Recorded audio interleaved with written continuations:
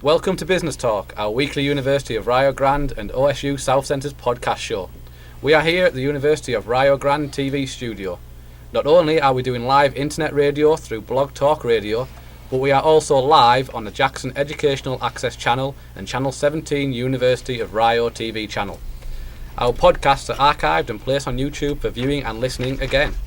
Our mission is simple: to promote the University of Rio Grande and its diverse educational programs, promote the Ohio State University South Centers and its many business technology programs, promote the various small businesses and economic support organizations, and finally promote Southern Ohio, a great place to live, learn and enjoy life to the fullest. Co-hosts are Jason Winters, Director of the Center for Small Business Entrepreneurship, and Mike Thompson, Instructional Design and Media Services Director, both with the University of Rio Grande. We also have Patrick Dengel, Business Development Specialist, and Kimberly Roosh, Program Assistant, both with the OSU South Centers. And who do we have here speaking? And my name is Peter Masters. I'm an MBA student at the University of Rio Grande. Welcome, Peter. Thank you. Yes, it's very nice to have Peter with us today. For those in our listening audience, if you think that you are listening to a show of Downton Abbey, you're close. Peter is one of our international students. He comes to us from England.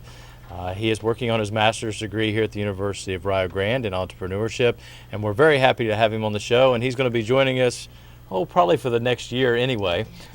He'll be bringing on new guests and getting to know what we do here, and we're going to give him a rough time. So feel free to call in and join with us. And we also have another student that's behind the cameras, Jason. Mike, you want to talk a little bit about Jason? He's one of my students learning TV production. Fantastic. So does Jason have a last name? Jason Watson. So for everyone out there who knows Jason Watson, he is behind the camera today.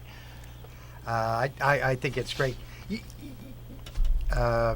have a special guest. Every week we bring on someone, as Peter was outlining, that really promotes the state of Ohio, Southern Ohio, different organizations, and I think it's fantastic. You want to tell a little bit about who Sure. our guest is? Joining us today is Lauren Smalley. Lauren is with the Public Utilities Commission of Ohio, and she likes to be referred to the PUCO. Yes, Okay. please. No acronyms, just PUCO. Just PUCO. Okay. And today she's going to be discussing deregulation of the electric utilities market, education, Ohioans about electric choices, 3 parts of your electric bill, how to shop for a new electric supplier, and questions customers should ask. So Lauren, first of all, welcome to the show. And before we get to all of these topics, why don't you just take a few minutes, tell us about yourself. Okay. Originally, I am from Richmond, Kentucky. I moved to Columbus about, a year and a half ago now. But I went to UK, the University of Kentucky, for my undergrad and my master's, my That MBA. is a good school, isn't it? It's a wonderful school. So much better in blue than any other color. We'll say that. You mean Ohio State? I don't say those things, but no, I definitely bleed blue. But nope, my husband and I moved up here about a year and a half ago, and we live in Westerville. So I've been with the PUCO since July of 2012. Well, it's really nice that you come north to Ohio. Yes. We're really glad to have you. Did they tell you that it gets a little bit colder up here? They did tell me that. I had someone refer to me as a northerner the other day because they said they thought I was from Columbus originally, and I quickly corrected them and I said, no, I'm not used to the cold. This is not okay with me. So you're used to what, the Bourbon Trail?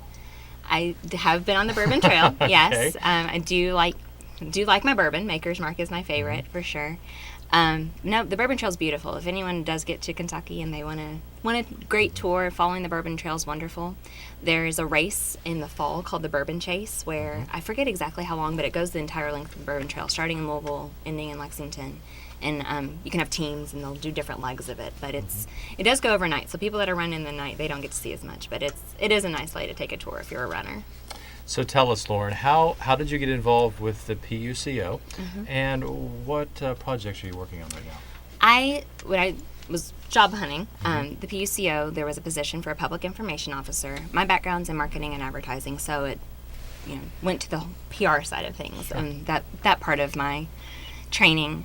I thought it would be a great opportunity. In the job description, it was talking about reaching out to Ohioans, educating them about electric choice in Ohio, and so I thought it would be fun. And that is what I have found it to be. It's definitely interesting. Every day is something new, but the part that I like the most is meeting new people and helping people, teaching them something that they might not know before about electric choice and what it means for Ohioans. Sure. Jason, this morning, right before Lauren sent some additional information, on my email, I had received from one of the energy sources information only. This is not a bill. Mm-hmm. And what they were really doing is promoting their particular information. And I printed that out for you. We're getting a lot of this. Oh, yeah. And help us to sort out what's good and what's bad. A lot of the time, especially with AEP, what they're sending out is to see what your usage is so you can be made more aware. And that's, serving two purposes.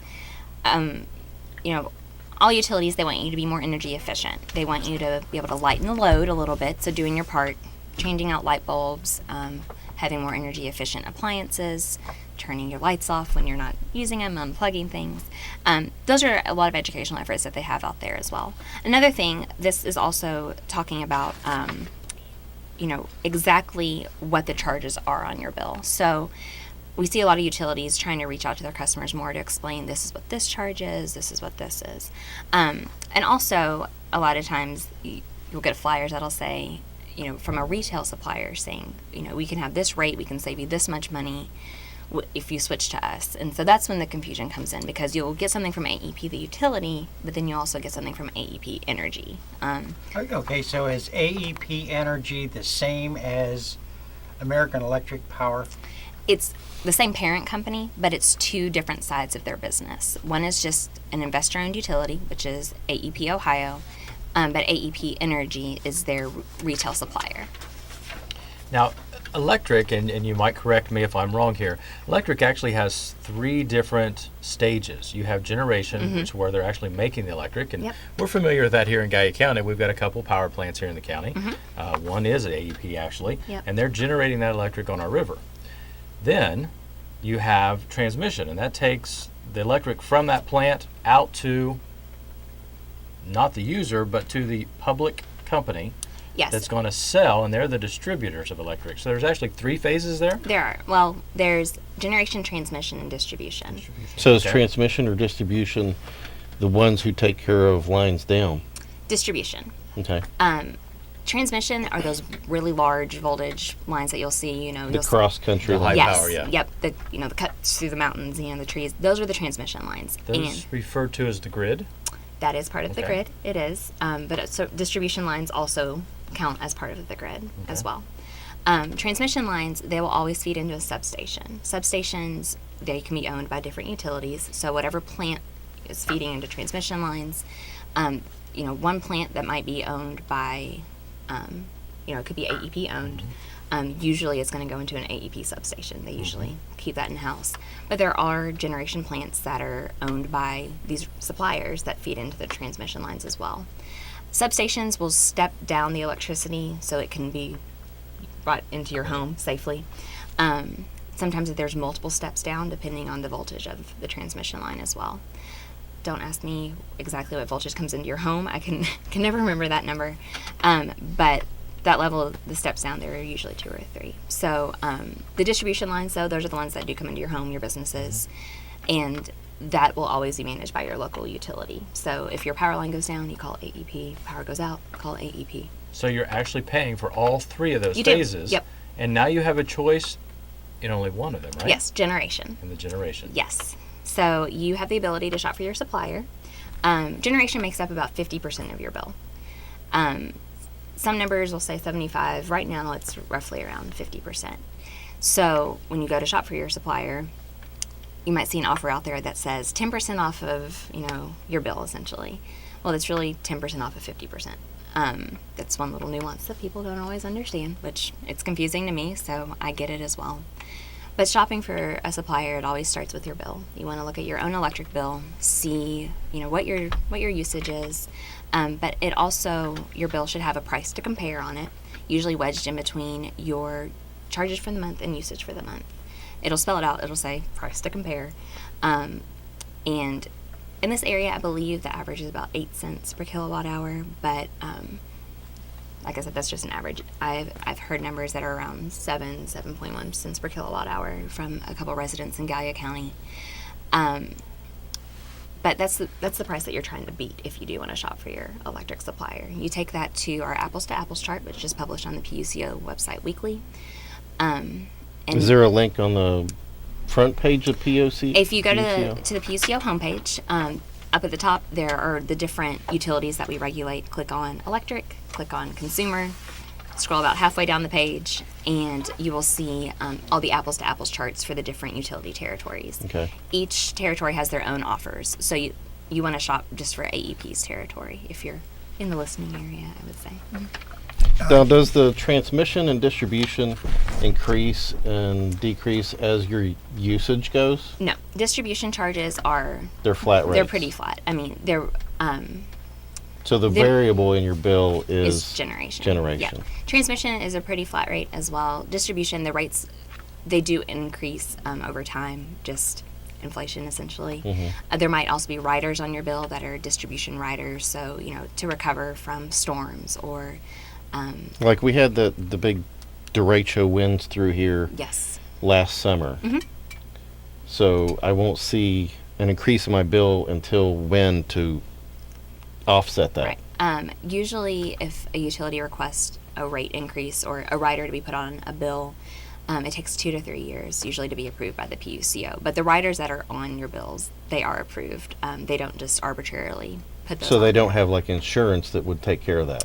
Not always, no. A lot of the infrastructure, if they have to manage it, I believe the utilities, they do have, obviously they're a business, they do have business insurance, but, the damage can be extremely severe. And Well, like in New Jersey and stuff with the right, exactly. the hurricane. With Sandy, a lot of those costs are going to probably be deferred to the customers later down the road as well. Now, do we pay for that, or how far out does that reach? As far as I know, it's just the local utility, whatever their losses are.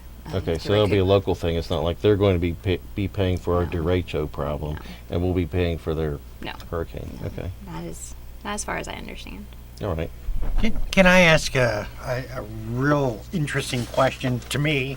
Maybe it's a dumb question to you all. Yeah, it's probably a dumb There's thing. no dumb question. But I know, Peter, that you are from England. Yes. And it's unfair to put you on the spot or anything of that nature, but Go ahead. It's okay. He's Go got ahead. but I'm going to anyway. The electric services that are being paid, do you have an understanding of the bills there? If not, that's fine. They don't have electric in England. Yeah, It's socialized electric. Yeah. I know the rates are constantly increasing. You can shop around for your own electric. That's not a problem whatsoever. And obviously they do come. We have meter readings. In my house, especially under the stairs, we still have an electric meter. And what they do is they'll come and check your usage from, I think it's every quarter. Quarter? Yeah, it's not monthly. It's nothing like that. They come in and they just come around and quickly check your meter, and that's how they charge you on your usage. And the other question that I had, who are we in the United States free with our energy, or are we as conservative as we should be? Probably not.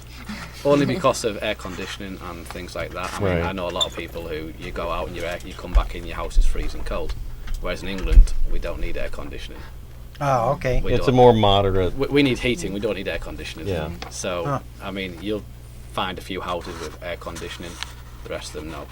But I know Americans like to leave lights on as well a lot to make sure, because in England, houses are a lot closer together, so you're not as remote as a lot of the houses in America.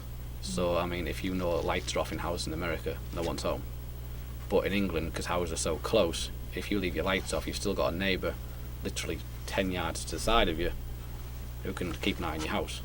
Oh, that makes a lot of sense. Well, here in the United States, in our commerce society, sometimes we do need organizations that help to be fair and regulate, and that's one of the things with the Public Utilities Commission of Ohio. Care to say a couple good things about PUCO? Of course, always like to talk great about the PUCO because it is a great state agency. We are here for the consumer and the utility. You know, it's a balancing act. So a lot of times we do turn out to be the bad guy in a lot of people's eyes because you can't make everyone happy all the time. But, you know, a lot of times if a utility, you know, makes a request to raise a rate, usually the PUCO will negotiate it down a little bit. So we do keep the interest of the consumer in mind in every decision.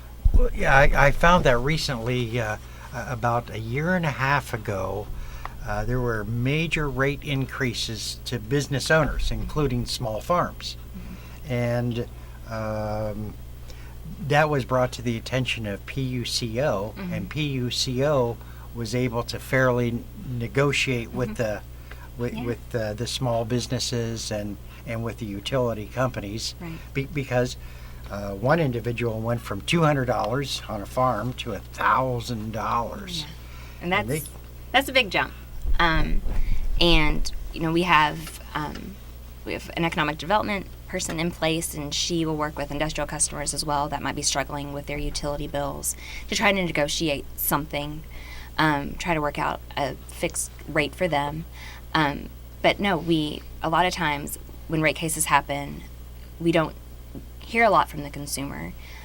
You know, larger companies, they have I can't talk today, spokes groups for them. You know, they have lawyers to come and fight their battles. So there is the Ohio Consumers Council. We'll hear a lot from them during rate cases or, you know, any case whatsoever. But we do like to hear from the consumer. So if it's not on the docket, if it's not, if they haven't written in or called in, it's not taken into consideration when there are decisions to be made. If they didn't speak at a public hearing, that's not on the record either. So a lot of times consumers, they might be thinking, oh, you know, they're just letting the rates raise, but they're not voicing their opinion when they could. You know, it's interesting. I had the opportunity, Jason, Mike, Peter, and Jason behind the screen, we were all looking at some of the information. Yeah. There is a wealth of information on your internet pages. There is. And it's well printed out. Something that I saw on their page, you could actually say, I really like this. This page is quality, not quality or poor. Oh, yeah. And You were being nice, right? yes. Okay. You said it was make very sure. good, didn't you? Yes, I did. But that was one of the first things, that it is a sort of a consumer friendly. Oh, you know, we want feedback. I mean, like I said, we're public servants. We want to know if this is beneficial to the consumer. We want people to know, you know, the information that we have out there, if people find it easy to understand, if we need to go into more detail. You know, we take for granted sometimes that everyone knows what we mean when we say certain terms, or, you know, bypassable riders, or, you know, whatever. We throw those terms out there and take for granted that everyone's going to know what we're talking about when we say those things. So we do get calls into our call center. Sometimes it'll be like, I read this on your website, it doesn't make sense. Or we'll get emails that'll say, you know, this doesn't make sense, can you explain it further? So, and I like to think we're very flexible with that. Well, let me throw out a couple other terms, and we'll just Wonderful. discuss those a little bit. To be able to shop around for the best rate on power generation, that's something relatively new, and that is a result of deregulation. It is. So the opposite of deregulation is regulation. Right. And that was set up years ago, if I'm not mistaken, because of the grid system. You had a power generation in this area, so they were able to sell in this area. So now we got power generations in other parts of the country supplying a local area. Yep. Why is that good for the customer? With deregulation, and you have the opportunity to shop for suppliers that might be based in another state. So when they're feeding into the power grid, that is actually taking a load off of the demand that the existing utility might have. So say that there might be a new industrial plant to open up.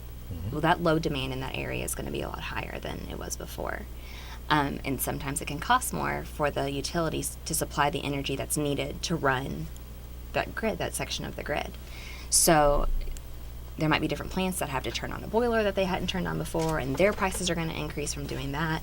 By taking off that demand from that load and, supplying more suppliers, not to be redundant, but to provide more suppliers to the grid, it'll take a load off of the demand.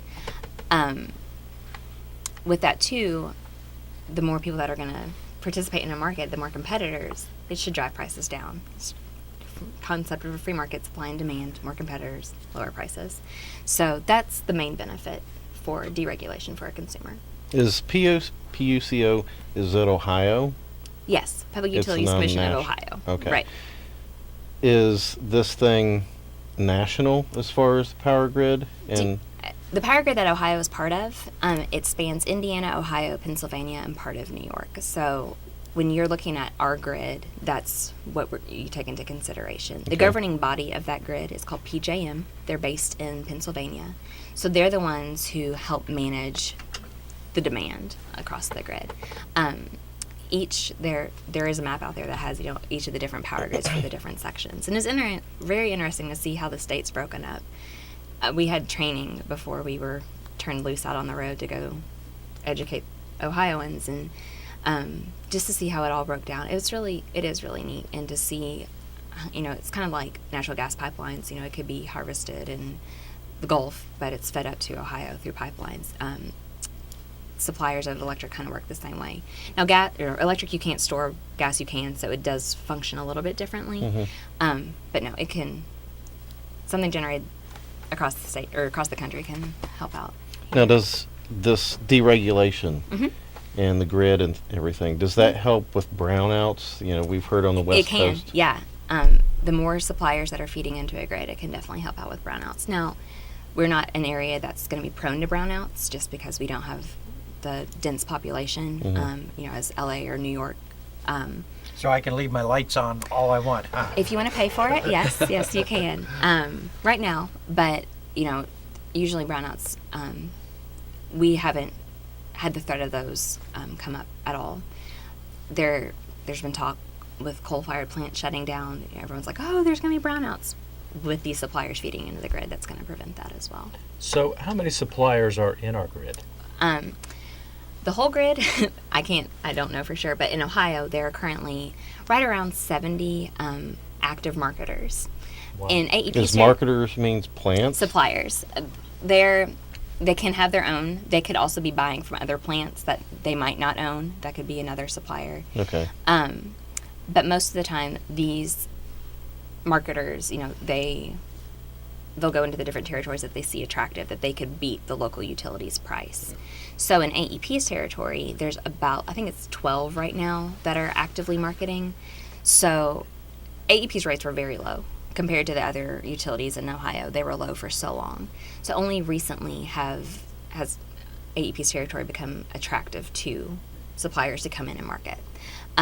Now, while there might be 11 or 12 suppliers, a lot of them will have 2 or more offers. Usually they just don't have one offer for a contract. So their contracts could be, month to month or 6 months or 12 months. There's a wide range. So people have a lot of options. A lot of times I get asked, well, what's the best length of time to sign up for? Really, it's your personal decision. Hey, it's like a cell phone or Kind of, yeah. like It's like bundling. Yep, it's like signing up for a cell phone plan. There are early termination fees a lot of times. I know First Energy Solutions, the retail side of First Energy, they have a 4 and a 7 year contract right now. Some people like to know that they're going to be locked in for that fixed rate for that amount of time. A lot of small business owners I talk to, they like that concept. They're like, that's one less thing I have to worry about. I don't have to worry about my electric going up. Now, right now, if you looked at the apples to apples chart, those rates are going to be a little bit higher compared to what everything else is being offered. But when I say a little bit higher, I'm talking like half of a cent. Nothing crazy. For an individual, if you're wanting to manage your own bottom line a little bit closer, a lot of people are more comfortable with a month to month or 6 months or 12 months. So if they want to get out, they can. A lot of these contracts, one of the questions that I always tell people to ask does the contract renew automatically? And it does. Or a lot of them will. Not all of them, sorry. And the ones that do renew automatically, another question you want to ask then is, well, is there a fee if I don't want to renew? There are some companies that have fees if you don't want to automatically renew. About $25 is what I've heard. And then there's some that they don't automatically renew. And if you didn't do anything after your contract expired, you would get kicked back to your local utility. And if something ever goes wrong with the supplier, you would get kicked back to the utility if for some reason they went out of business, which is very unlikely that's going to happen. The list that you'll see, the apples to apples chart, those are certified suppliers, certified by the PUCO. We've looked at their background, their managerial records, their financial statements, everything, found them to be a legit, solid company to do business in Ohio. It also means that we can take action against them if anything ever goes wrong, which that's one way that we regulate an unregulated market or a deregulated market. So, I was going to ask, yeah. you get calls during supper or whatever. Yep. What's like the first, you're caught off guard. Mm-hmm. What's the first thing you'd like to start off on and ask these people when they're trying to market to you like that? I would ask if they're certified by the PUCO. They should be certified if they are calling you, but there's not a lot, or there's some that are out there that aren't certified. That's the first thing I would always ask. And then if they still are trying to sell, if they want your account number, never give your account number over the phone or in person if they want a copy of your bill. That's the equivalent of giving your social security number. They can do anything that they want with your account number. And they can even sign you up. They can sign you up. Yep, they can sign you up without you knowing, which is illegal. It's called slamming. If that ever happens, please call us and file a complaint. It did happen to me. Yes. I've had it happen on the I was gonna telephone side. Yes. Yeah. Yes. We saw slamming a lot with deregulation of the telephone market. Back in the early 90s. Back when I was just a baby in the woods now. Oh, no, we're not going there. No. Before the turn of the century. Exactly. Makes us feel so old, Pat. I'll get my cane and hit you with it. Hey, Peter, you have a quick question. We're running out of time. Yeah, I was wondering if there's any companies in Ohio that actually, if someone does not understand their electric bill properly and they haven't checked the rates they've been charged and their usage. I know there's a company in Florida, especially with commercial industries, just because of the large amount of the bills, Right. that actually analyse people's bills for them and get in touch with these big companies, analyse their bills and manage to claim back any extra charges are being charged which shouldn't have been charged. Yeah. Because I know a lot of people don't even realise they're paying too much. Right. I know a lot of times with industrial customers especially, they have these huge bills. I'm pretty sure every utility, especially industrial customers, individuals as well, if, their bills were just exorbitant and they didn't know why. A lot of times there will be an investigation launched with the utility. You can also call the PUCO and we can investigate it as well. With industrial customers, a lot of times if they are on combined heat and power, if they're kind of feeding back into their own usage, working with the utility that can help you understand what that's really going to mean. The utility will work with that as well. A lot of times when people go to shop for their supplier, especially like cities or county buildings when they have multiple accounts, looking at your usage as a whole, utilities will help you understand that, know. And also there are programs put in place for helping understand your own individual usage, as far as they can do energy audits to see if you can weatherize your home and things like that. But no, each utility will they'll help you understand that. One of the things that I found in my course of the years, PUCO is not owned by the utility companies. No, we are a state agency. You are a state agency, and you're there to be a fair regulator between the consumers and the producers. Yep. And I found that to be, most individuals tend to feel that they're for the companies, and they're not. Yeah. A lot of times I'll get asked, well, who pays you? So we are a state agency, and we are definitely a public utilities commission. So You have been listening to Laura Smalley on Blog Talk and Business Talk at the University of Rio Grande OSU collaboration. Today we've been talking with Lauren Smalley, and she has been enlightening us on deregulation of the electric industry and how you can save money on your bill by switching your power generator. I'm Jason. I'm Patrick. I'm Peter. I'm Mike. And I'm Lauren. Thank you for listening.